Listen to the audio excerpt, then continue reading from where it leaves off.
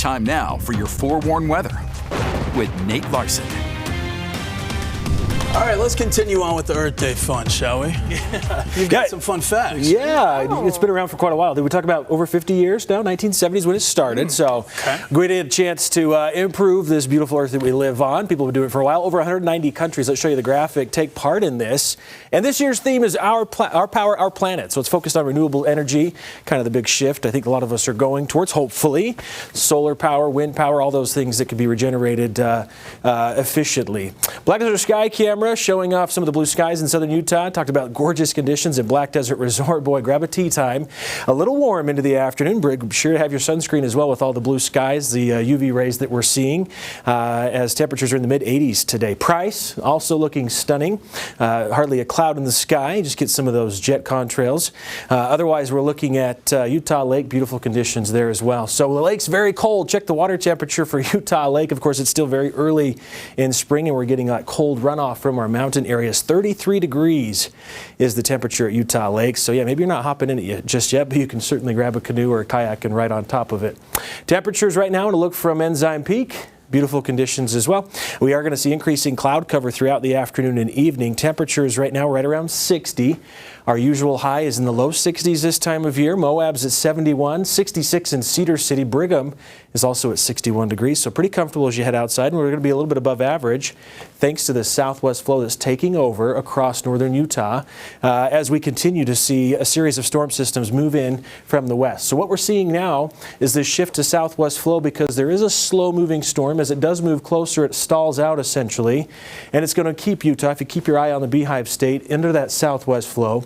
And so we'll continue to see moisture move within that flow, generating a chance of instability throughout the next several days, even into the weekend until it finally slides over top of us and should bring some cooler weather along with it. So our temperatures really aren't going to be impacted the next couple of days because of the little change we'll see in the overall direction the weather or the air mass is coming from, but it will generate or spark up a few showers and storms. Here's what models are suggesting into the afternoon. This is about 4 o'clock.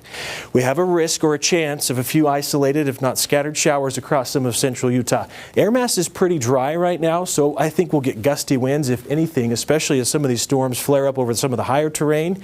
Could see some gusty microburst winds from those. Models a little more excited about eastern Nevada, generating a few showers, maybe a few storms over the West Desert later this evening. This is 7 o'clock. The Wasatch Front's going to stay pretty quiet throughout the day today.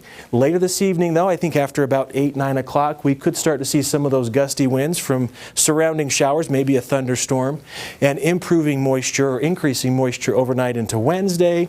And then this is kind of the name of the game. We're going to kick off this pattern of unstable air mass across northern Utah throughout your Wednesday, isolated to scattered showers into Thursday. Depending on where these storms really form up, that'll dictate how much moisture we get.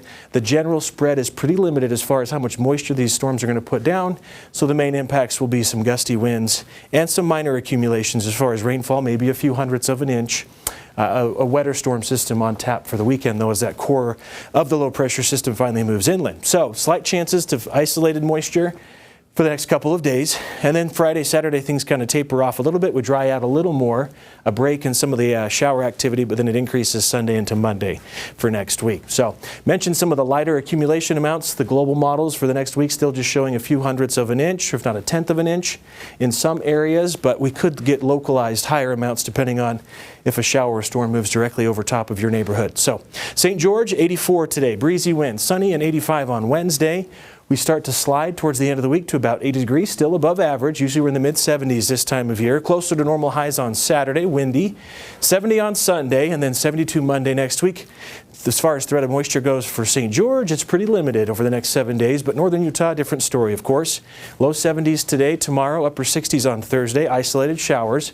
Slight chance on Friday. Again, we'll even see some showers, I think, late this evening. 72 Saturday, we drop into the 60-degree range on Sunday with scattered rain and scattered moisture Monday, upper 50s. Temperatures a little cooler than normal early next week.